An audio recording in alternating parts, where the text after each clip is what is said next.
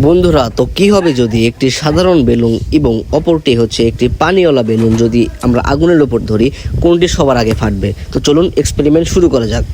সবার আগে আমরা সাধারণ বেলুনটি ফুলিয়ে নিচ্ছি।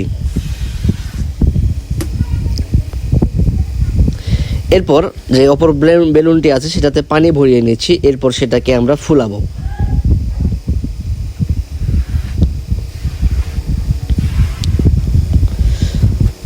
দেখতে পাচ্ছ তো বন্ধু, এখানে আমরা পানি ভরিয়ে নিয়েছি এবং এটা রয়েছে খালি, অপরটি রয়েছে পানি ভর্তি। তো চলো এক্সপেরিমেন্ট শুরু করা যাক।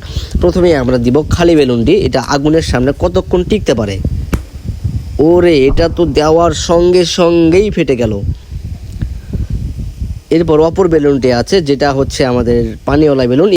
এটা দেখার আগে তোমরা যদি তোমাদের মাকে ভালোবেসে থাকো তাহলে আমাকে দয়া করে সাবস্ক্রাইব করো এবং পানিওয়ালা বেলুনটি উপভোগ করো।